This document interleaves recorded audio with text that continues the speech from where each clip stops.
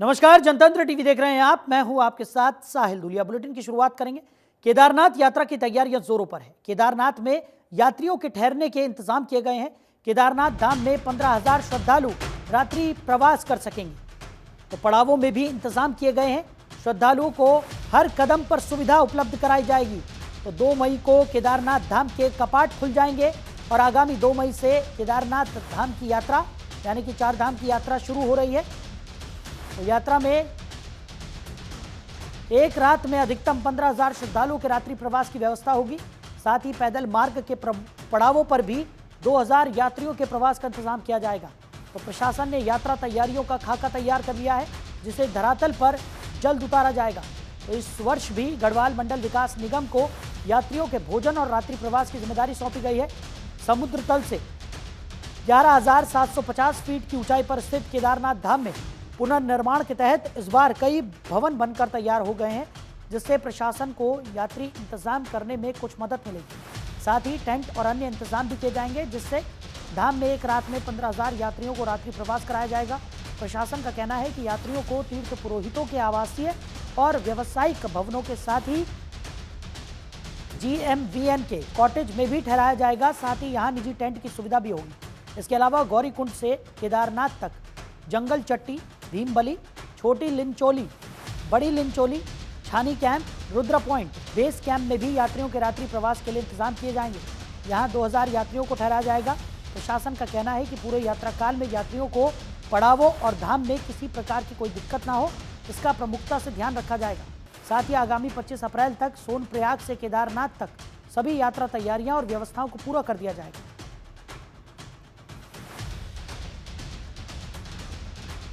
खबर पर ज्यादा जानकारी के साथ हमारे सहयोगी हरीश कनेडा हमारे साथ जुड़ गए। हरीश, केदारनाथ यात्रा जल्द ही शुरू होने जा रही है। 2 मई को कपाट खुल दिए जाएंगे। यात्रियों के लिए बेहतर से बेहतर इंतजाम करने की कोशिश यहां पर की जा रही है और रात्रि प्रवास के लिए भी अलग से व्यवस्थाएं यहां पर की गई हैं। क्या कुछ जानकारी?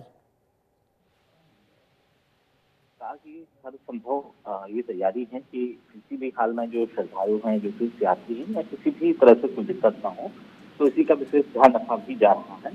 तो पहले भी मुख्यमंत्री समीक्षा बैठक कर चुके हैं। कई बार जो वहाँ के मंत्री हैं वो भी बैठक कर चुके हैं और इसके साथ साथ ही जो मुख्य सचिव हैं राधा दत्त जी, उनकी तरफ से भी तैयारियों का जायजा लिया गया है और उनकी बैठक भी हो चुकी है। इसमें जो जिलाधिकारी हैं, खासतौर पर रुद्रप्रयाग की हम बात करें तो एक विशेष जिम्मेदारी यहाँ पर निगम को दी जा रही है, यानी कि गढ़वाल विकास निगम को दी जा रही है। गढ़वाल विकास निगम के अंदर जितने भी जो यहाँ पर जो कॉटेज होंगे, जो रहने की जो व्यवस्थाएं होंगी, वो उनके अंदर में रखी जाएंगी और GMVN के जो गेस्ट हाउस है उसमें विशेष तौर पर ये ध्यान रखा जाएगा जो तीर्थ यात्री हैं उसके रहने खाने पीने की व्यवस्था यहाँ पर की जाए। इस बार की बात करें तो GMVN के जो यात्रा रूट है, यानी कि जैसे सोनप्रयाग से लेकर के और केदारनाथ धाम तक, तो धाम में जो पैदल मार्ग भी है तो वहाँ पर टेंट की व्यवस्था भी की जाएगी लगभग रूट पर। और जो केदारनाथ मंदिर है वहाँ पर लगभग 15,000 लोगों को रात्रि में रुकने की व्यवस्था यहाँ पर दी जाएंगी और पूरी कोशिश ये रहेगी कि जो चाहे वो टेंट हो या फिर जो रहने की व्यवस्था यहाँ पर है GMVN के द्वारा जो यहाँ पर जो होटल्स दिए भी गए हैं, जो रेस्टोरेंट दिए गए हैं, तो वहाँ पर लोगों को रहने की, खाने पीने की व्यवस्थाएं हो सके, तो इसी का ध्यान रखा भी जा रहा है। इस बार की अगर बात करें तो बड़ी संख्या में श्रद्धालुओं के आने का आशा है, क्योंकि इस समय जो ऑनलाइन रजिस्ट्रेशन भी हो रहे हैं उसमें बड़ी संख्या में जो लोग हैं वो रजिस्ट्रेशन कर रहे हैं।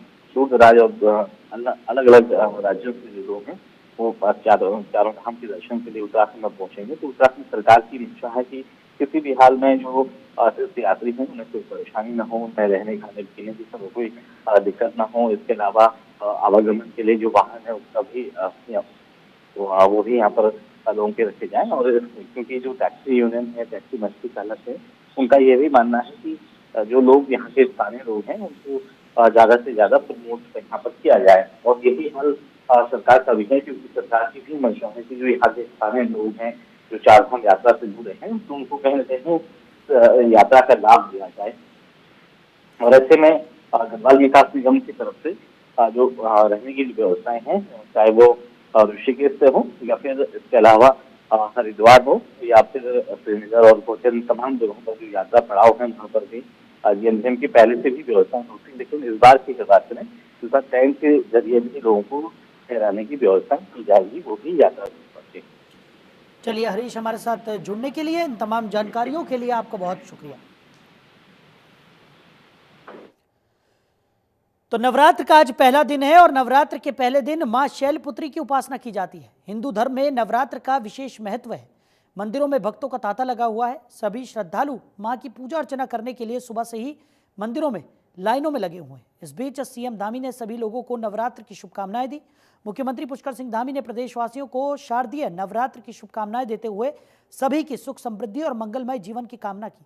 सीएम धामी ने एक्स पर पोस्ट कर लिखा कि समस्त प्रदेशवासियों को मां शैलपुत्री की आराधना को समर्पित पावन चैत्र नवरात्र के प्रथम दिवस की हार्दिक शुभकामनाएं।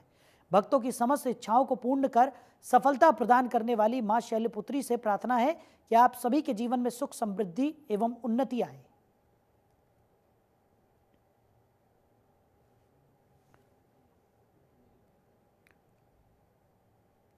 तो आज चैत्र नवरात्र का पहला दिन है और नवरात्र के पावन अवसर पर धर्मनगरी हरिद्वार में भक्तों की आस्था का अद्भुत नजारा देखने को मिल रहा है। विशेष रूप से सिद्धपीठ मां मनसा देवी मंदिर में भक्तों का विशाल सैलाब उमड़ पड़ा है। श्रद्धालु भोर से ही मां के दर्शन के लिए लंबी कतारों में खड़े नजर आए। 9 दिवसीय इस महापर्व के पहले दिन मां शैलपुत्री की पूजा अर्चना की जा रही है। भक्तों में गजब का उत्साह देखने को मिल रहा है। मंदिर परिसर जयकारों से गूंज उठा है। 9 दिनों तक चलने वाले इस पर्व में मां के अलग अलग 9 स्वरूपों की पूजा की जाएगी। प्रशासन ने श्रद्धालुओं की सुविधा के लिए विशेष व्यवस्थाएं की है ताकि भक्तजन आसानी से दर्शन कर सके। हरिद्वार के अन्य प्रमुख मंदिरों में भी श्रद्धालुओं की भारी भीड़ उमड़ रही है। विशेष हवन पूजन और भजन कीर्तन का आयोजन किया गया है। बाजारों में भी नवरात्र को लेकर रौनक देखने को मिल रही है। पूरे शहर में भक्तिमय वातावरण बना हुआ है और श्रद्धालु मां दुर्गा के 9 स्वरूपों की आराधना में लीन है। हाँ, आज पहला नवरात्र में माता का दर्शन किया, बहुत अच्छा लगा। हम लोगों को आके बहुत अच्छा लगा। भीड़ भाड़ है, क्या कहेंगे? भीड़ है मंदिर में, तो भीड़ होगा तो ना। हाँ, माता का दर्शन बहुत अच्छा लगा। जैसा कि आप सबको पता है कि आज पहला नवरात्र है और माता जी का दर्शन करने हम मैं सब परिवार के साथ में आया हूँ। अब मुझे दर्शन मिला, बहुत खुशी हुई और जैसी व्यवस्था थी वैसा हम बहुत खुश है। और माता जी का आशीर्वाद हम पे और हमारे समस्त देशवासी को बना है, इसी कामना करता हूँ।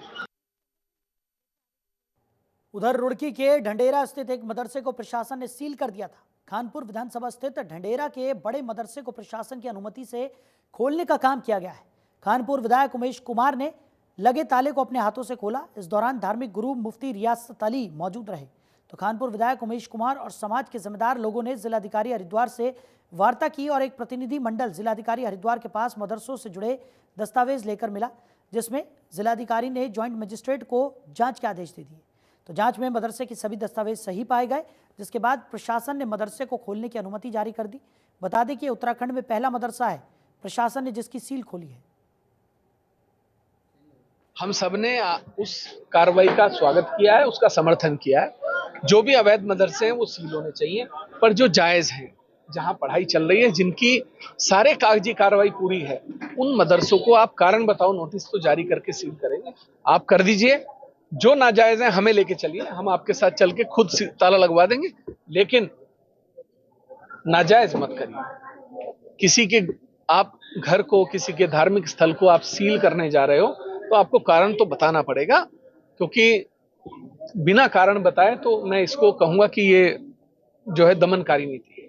हरिद्वार जिले में पहला है जो ये पहला है हरिद्वार जिले में 127 हरिद्वार जिले में, तो उसको सील करने के बाद ये हरिद्वार जिले पहला आप लोगों ने खोला जी, पहला प्रशासन ने खोला है, सारे कागज पूरे होने के बाद खोला। आप भी जानते हैं जब बिना कारण बताओ नोटिस सील कर दिया गया तो बिना कागज लिए थोड़ी खोला गया होगा। तो यह है कि मदरसा अवैध नहीं होता, क्योंकि संविधान ने तमाम भारत के बाशिंदों को ये इख्तियार दिया है कि वो अपने अपने मजहब का प्रचार, तालीम, तबलीग आज़ादाना तौर पे करें। बस ये है कि देश मुखालिफ कोई चीज़ ना हो, और अल्लाह का शुक्र है मदरसा इस काम के लिए नहीं होता। बहुत पहली बात है, हमारे होम मिनिस्टर थे लाल कृष्ण आडवाणी जी, उन्होंने पार्लियामेंट में कहा था कि हमें मदरसों के खिलाफ दहशतगर्दी और आतंकवाद जैसी कोई चीज़ नहीं मिली। तो और मदरसे में कोई पाठ ऐसा नहीं पढ़ाया जाता जो देश मुखालिफ हो। तो वैसे तो मदरसा अवैध नहीं होता, लेकिन सरकार उन मदरसों को अवैध बता रही है जिनके पास मान्यता नहीं है या उनके पास इमारत के लिए नक्शा पास कराया हुआ नहीं है। तो उसमें गलती कुछ लोगों से ये हुई, आदेश तो ये था कि जिनके पास मदरसा बोर्ड की या शिक्षा बोर्ड की मान्यता ना हो उन्हें बंद किया जाए। उधर रुड़की से देवबंद के बीच नई रेलवे लाइन का ट्रायल हुआ। इस परियोजना से दिल्ली से रुड़की, हरिद्वार और देहरादून के बीच यात्रा का 40 किलोमीटर तक का सफर कम हो जाएगा। इस नई रेल लाइन के शुरू होने से दिल्ली से रुड़की, हरिद्वार और देहरादून आने वाले यात्रियों की यात्रा काफ़ी कम समय में पूरी हो जाएगी और समय की काफ़ी बचत होगी। रेलवे संरक्षता आयुक्त ने बताया कि रुड़की से देवबंद रेलवे ट्रैक का ट्रायल किया गया, जिस पर ट्रेन को 120 किलोमीटर प्रति घंटे की रफ्तार से दौड़ाया गया। ट्रायल में अभी तक सब कुछ सही पाया गया। उन्होंने बताया कि ये लाइन रुड़की और देवबंद के बीच की दूरी को कम करेगी और यात्रियों को तेज और सुविधाजनक यात्रा का विकल्प भी देगी। ये एक्चुअली हमारा जो स्टैट्यूटरी इंस्पेक्शन का आज का पूरे दिन का जो कार्यक्रम था वो हमने पूरा इसका सघन निरीक्षण किया है और निरीक्षण के बाद में स्पीड ट्रायल भी किया गया है दोनों डायरेक्शन में। और अभी तक जो हमारा निरीक्षण का जो रिपोर्ट है वो अभी फाइनल करेंगे, जो भी डाटा इसमें गैदर किया है।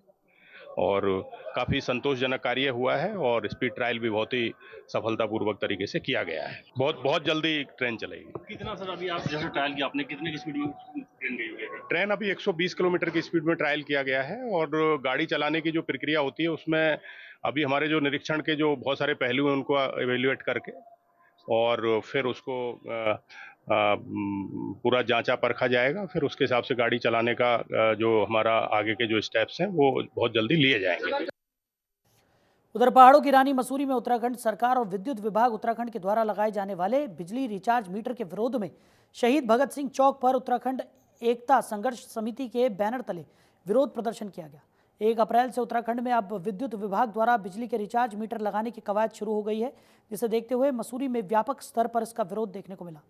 तो उत्तराखंड एकता संघर्ष समिति के बैनर तले बड़ी संख्या में लोग एकत्रित हुए और उत्तराखंड सरकार और विद्युत विभाग के खिलाफ जमकर नारेबाजी कर अपना विरोध दर्ज कराया। उनका कहना है कि जहां एक और आम आदमी रोटी रोजी और रोजगार के लिए परेशान है, वहीं अब राज्य सरकार द्वारा स्मार्ट मीटर जनता पर थोपने का प्रयास किया जा रहा है। वैसे तो बहुत सारी संस्थान जो अडानी को दिया गया है, अब ये अडानी के नाम से इलेक्ट्रॉनिक मीटर बाजार में आने वाले हैं। आ भी चुके, कई जगह पे लग भी गए। ये जिस प्रकार से मोबाइल रिचार्ज होता है उसी प्रकार से अब आपके बिजली आपको मिलेगी रिचार्ज के माध्यम से। जैसे बिजली के बिल अभी क्या चल रहा था पूर्व में, हम सभी लोगों को पता है कि 2 महीने का बिल देना होता था, कभी 1 महीने का बिल देना होता था। आपको कोई दिक्कत नहीं, आपको कार्यक्रम कर लो, कोई फंक्शन कर लो, बिजली ज्यादा लग रही है कम लग रही है तो उसमें हमें क्या होता था कि बिजली का बिल हम दे सकते थे।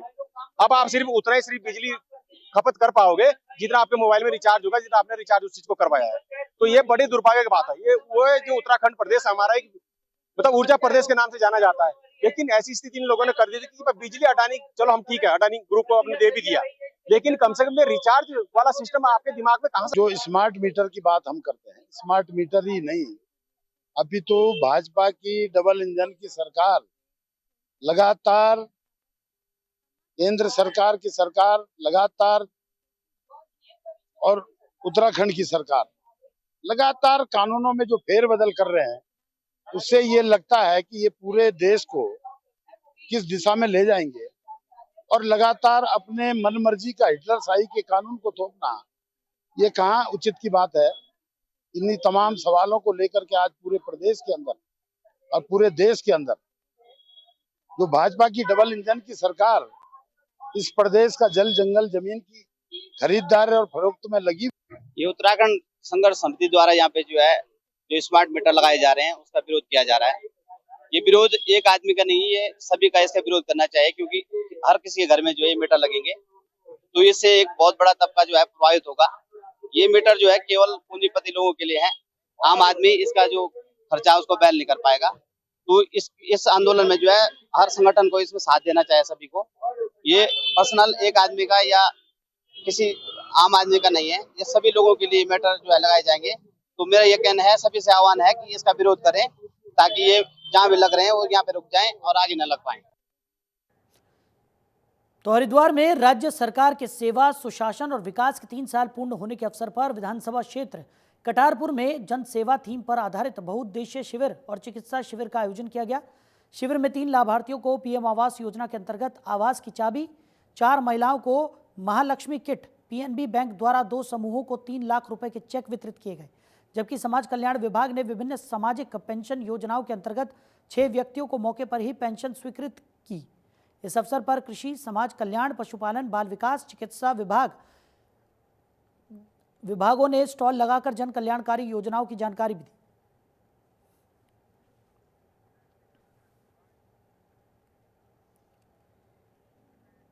तो प्रदेश में बढ़ती गर्मी के साथ ही वनाग्नि की घटनाएं बढ़ने की संभावना है। इसके मद्देनजर वन विभाग ने वनाग्नि से निपटने के लिए सभी तैयारियां पूरी कर ली हैं।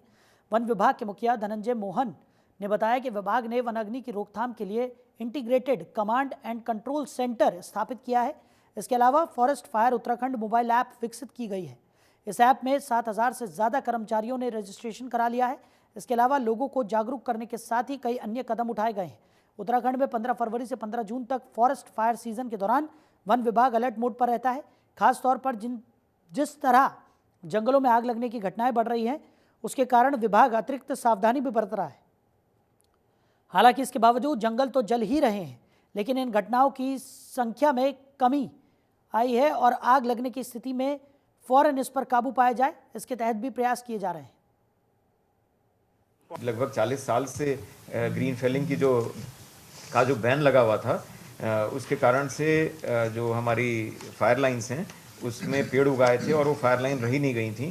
तो माननीय सर्वोच्च न्यायालय के पास हम लोग गए, राज्य सरकार गई और उनसे निवेदन किया कि ये फायर लाइन बननी बहुत आवश्यक है और माननीय सर्वोच्च न्यायालय ने फाइनली हमें परमिशन दी और इस साल ये काम चल पड़ा है। 400 किलोमीटर की फायर लाइन में काम चल पड़ा है और ये बन जाएंगी और अगले सालों में हमारा जितना बैकलॉग था 40 साल का, उसको हमारा प्रयास है कि अगले 2 साल में हम पूरा क्लियर करके फिर उसके बाद इन फायर लाइन्स का मैनेजमेंट बहुत ईजी हो जाएगा और इस तरह से वो भी एक बहुत अपना योगदान दे पाएंगी आग के स्प्रेड को रोकने के लिए। तो ये सब कदमों से हमें उम्मीद है कि इस साल अग्नि दुर्घटनाएं कम होंगी और जो होंगी भी उनका हम लोग जल्द से जल्द समय में उनको कंट्रोल कर सकेंगे। उधर हरिद्वार में अवैध मज़ारों पर प्रशासन की सख्त नजर बनी हुई है। बीते 2 दिनों पहले हरिद्वार प्रशासन ने सिंचाई विभाग की जमीन पर बनी अवैध मज़ार को ध्वस्त कर दिया। हरिद्वार की जमीन पर बनी एक अन्य मज़ार को लेकर भी कार्रवाई के संकेत मिल रहे हैं। प्रशासन ने मज़ार संचालक मोहम्मद अब्बास को नोटिस जारी करते हुए 8 दिन के अंदर मज़ार से संबंधित वैध कागज प्रस्तुत करने को कहा है। मोहम्मद अब्बास का दावा है कि साल 2018 में तत्कालीन शहरी विकास मंत्री मदन कौशिक ने मज़ार के सौंदर्यीकरण के लिए प्रशासन को पत्र लिखा था। मोहम्मद अब्बास ने कहा कि हमारे पास मज़ार से जुड़े आवश्यक दस्तावेज हैं और हमने प्रशासन को सभी तथ्य सौंपने की तैयारी कर ली है। आगे देखना होगा कि प्रशासनिक जांच के बाद मज़ार का भविष्य क्या होता है। फिलहाल हरिद्वार में अवैध निर्माणों पर कड़ी नज़र भी रखी जा रही है। मामला तो भाई यही है, परेशान करने वाली बात है। हम और बीएचएल से पहला मजा आ रहे हो, कोई बीएचएल के सामने थोड़ी आया, बनाया हमने किसी ने, कोई निर्माण करते किसी ने नहीं देखा हमने। हम क्या ये कहा कि 8 दिन के अंदर अंदर मतलब या तो इसका वो दो डॉक्यूमेंट और नहीं तो अपना बेदखल कर देंगे। तुम आपके पास में लेटर है दोनों तीनों? कौन कौन से लेटर हैं? एक हरीश रावत जी का है, एक मदन कौशिक जी का है, 2 मदन कौशिक जी के। मदनपुर में अपने लेटर में ये कहा उन्होंने कि इसकी सुंदरता करो, कक्ष निर्माण करो, तो हटाने की बात कर रहे हैं। हटाने की बात कर रहे हैं। हाँ, हरीश रावत जी ने क्या कहा था? हरीश रावत जी ने भी यही बात कही है। जब पिछली दफे गए थे आपके पास, उन्होंने लेटर लगाया था, नोटिस ही लगाया था। ये भी जब बात करी उनसे, भाई ये नोटिस हमने तुम्हें सुंदरता के लिए दे रखा, तोड़ने के लिए थोड़ा दे रखा है, इसकी सुंदरता बढ़ाओ। सुंदरता तो हुई नहीं और तोड़ने का नोटिस लगा दिया, हटाओ इस नोटिस को, ऐसा बोल रहा साहब बिल्कुल। उधर ज्वालापुर क्षेत्र में गुरुकुल कांगड़ी विश्वविद्यालय के छात्र पर जानलेवा हमला और हवाई फायरिंग करने वाले 2 हमलावरों को पुलिस ने मुठभेड़ के बाद गिरफ्तार कर लिया। एक आरोपी के पैर में गोली लगी, जबकि उसके कुछ साथी फरार हो गए। मुठभेड़ में गिरफ्तार दोनों आरोपियों के पिता आईटीबीपी दिल्ली में हेड कांस्टेबल हैं। देर रात तक पुलिस कप्तान प्रमेंद्र डोभाल की अगुवाई में पुलिस टीम फरार बदमाशों की तलाश में जुटी रही। बदमाशों ने दिन दहाड़े एक छात्र पर हमला कर इलाके में दहशत फैला दी थी, जिसके बाद पुलिस ने चारों ओर नाकाबंदी कर तलाशी अभियान तेज कर दिया। हरिद्वार एसएसपी ने बताया कि संदिग्ध वाहनों पर नजर रखी जा रही थी। इसी दौरान रात में एक स्कॉर्पियो को रोकने की कोशिश की गई, लेकिन उसमें सवार बदमाशों ने भागने का प्रयास किया और पुलिस पर गोली चला दी। जवाबी फायरिंग में एक बदमाश घायल हुआ, जबकि पुलिस ने एक बदमाश को धर दबोचा। अन्य बदमाश भागने में कामयाब रहे। अभी थाना ज्वालापुर में पुल जटवाड़ा के पास में एक व्हीकल जो ब्लैक कलर का स्कॉर्पियो है उसे पुलिस के द्वारा रोकने की कोशिश की गई थी। उसने बैरियर तोड़ते हुए बहादुराबाद की ओर फरार होने की कोशिश करी। पुलिस के द्वारा उसको चेज किया गया और बहादुराबाद पुलिस के द्वारा उसे रोकने की कोशिश की गई। उन्होंने ये व्हीकल में करीब 7 लोग सवार थे, जो व्हीकल छोड़ के जब फरार होने की कोशिश में पुलिस पर के द्वारा फायर किया गया। पुलिस के द्वारा जवाबी फायर में एक व्यक्ति घायल हुआ है निष्कर्ष, और उसको यहाँ पर अभी हॉस्पिटलाइज किया गया है। एक अन्य व्यक्ति अभी पकड़ा गया है। 5 लोग अभी फरार चल रहे हैं। इनके पास से 2 असलहे बरामद हुए हैं और साथ में जो गाड़ी आज दिन की घटना में ब्लैक कलर की स्कॉर्पियो जो सराय में घटना हुई थी उससे लगातार उसको चेज किया जा रहा था, वो भी इनसे बरामद हुई है।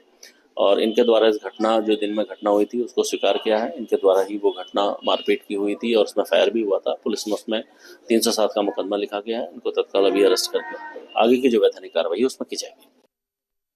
वहीं हरिद्वार के ज्वालापुर कोतवाली क्षेत्र में दिनदहाड़े बदमाशों ने एक युवक पर हमला कर उसे बुरी तरह से घायल कर दिया। जब स्थानीय लोगों ने बचाने की कोशिश की तो बदमाशों ने हवाई फायरिंग कर दहशत फैला दी। हमलावर यूपी नंबर की कार से आए थे और फरार हो गए। सूचना मिलते ही सीओ ज्वालापुर अविनाश वर्मा और पुलिस टीम मौके पर पहुंची और जांच शुरू कर दी। हमलावर मेरठ के रहने वाले बताए जा रहे हैं। पुलिस आरोपियों की तलाश में जुट गई है। जल्द गिरफ्तारी हो सकती है। उधर हरिद्वार शहर में धोखाधड़ी का एक नया मामला सामने आया है। बैंक में गिरवी रखी गई सिडकुल की एक औद्योगिक इकाई के स्वामी पर अपने परिजनों के साथ मिलकर नोएडा के दंपति को कंपनी बेचने के नाम पर 2.90 करोड़ की रकम ठगने का आरोप है।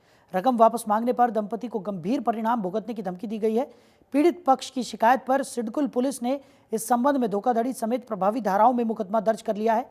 पुलिस ने मामले की जांच शुरू कर दी है और उत्तराखंड में जमीन जायदाद के फर्जीवाड़े के अनेक मामले सामने आ रहे हैं। उत्तराखंड पुलिस का कहना है कि किसी के साथ जमीन जायदाद से जुड़े मामले में फ्रॉड ना हो, इसके लिए सावधानी बरतना जरूरी है।